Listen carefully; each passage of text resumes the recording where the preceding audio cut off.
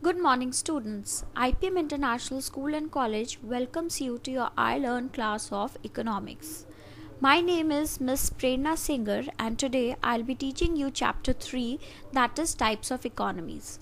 Under this chapter, the topic with which we'll be dealing today will be the meaning and features of developed economy. So let's get started. So let's start with the meaning of developed economies. So the economies which enjoy high level of per capita income and high standard of living are known as the developed economies. So first of all, understand that when we are talking about the classification of economies on the basis of level of economic development, there are two main indicators to know that whether a particular economy is a developed economy, underdeveloped economy, or a developing economy. Those two indicators are the per capita income and the standard of living.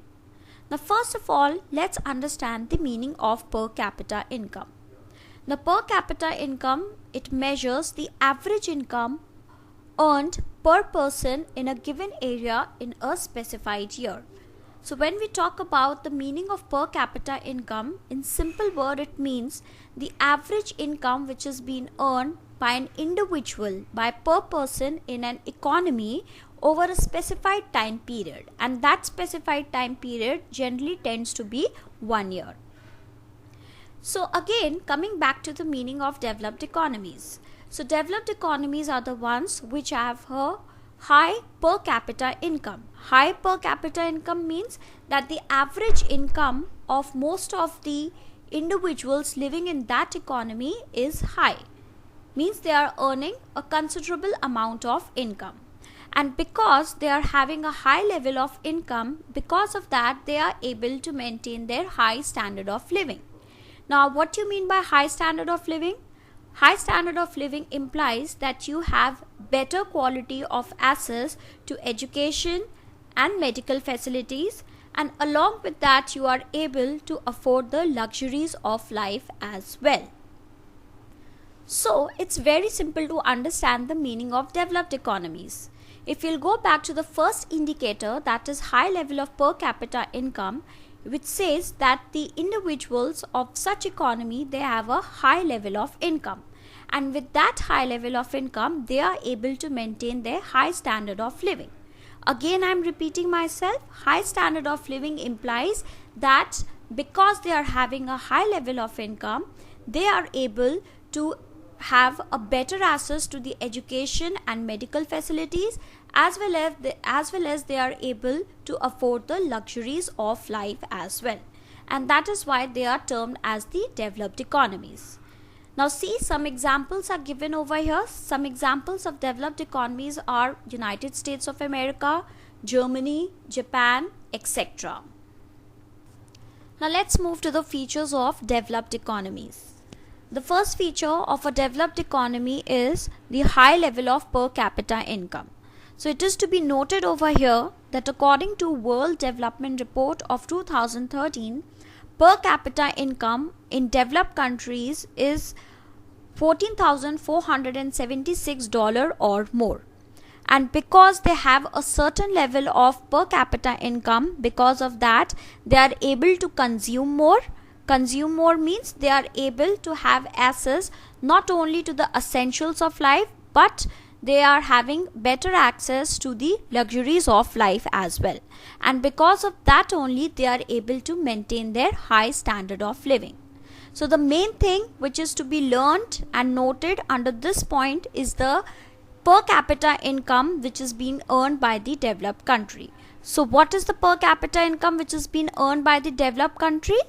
It stands to around $14,476 or more.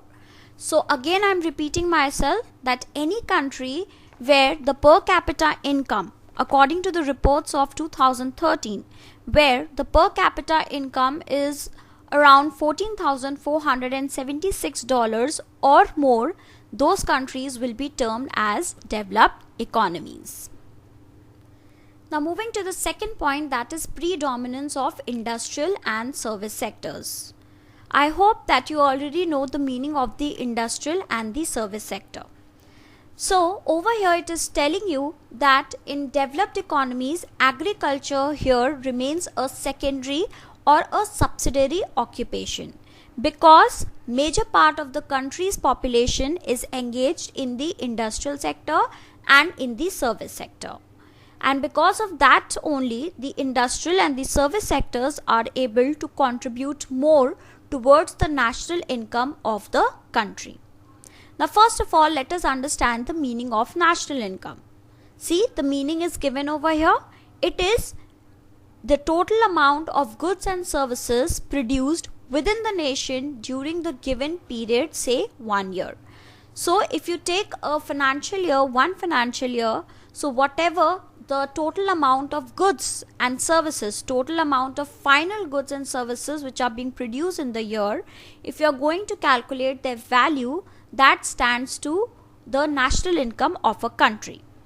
So if we go back to the second point, which says that the major part of the country's national income is contributed by industrial and service sector, it means that the maximum level of production is being undertaken in the industrial and the service sector, and because of that these sectors are able to contribute more towards the GDP or the national income of the country.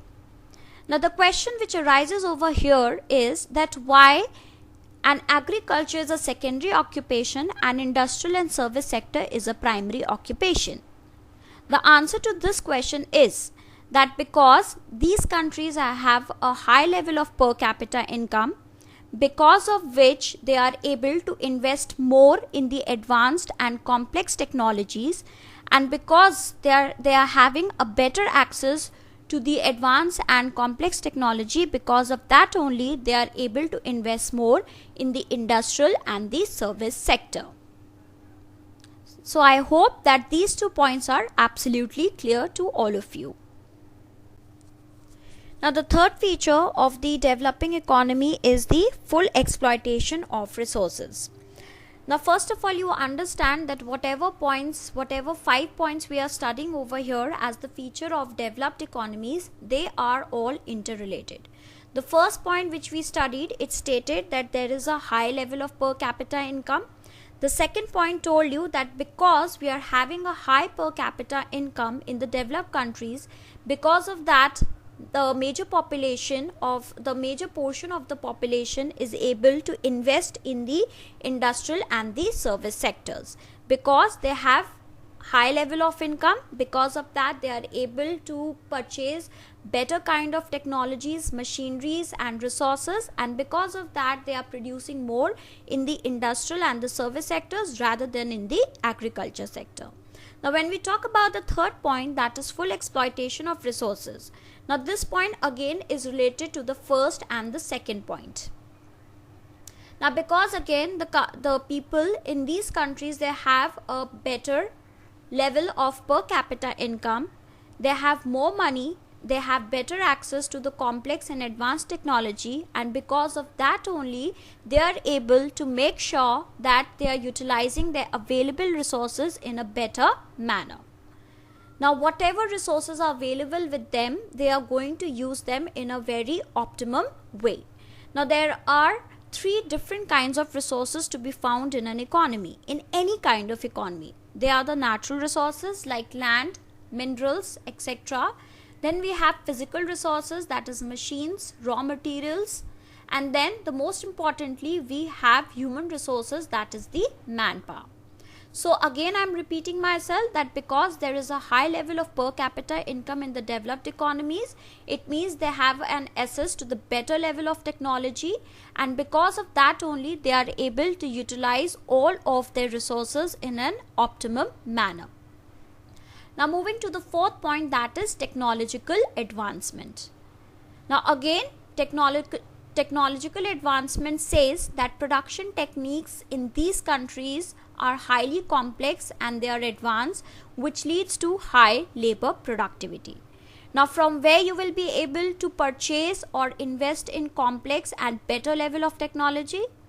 Again that will come only when you will have a high level of per capita income, which leads to high level of national income. and because of that only these economies will be able to invest more in the better technology, complex and advanced technology, which further leads to the increase in the efficiencies of the labor.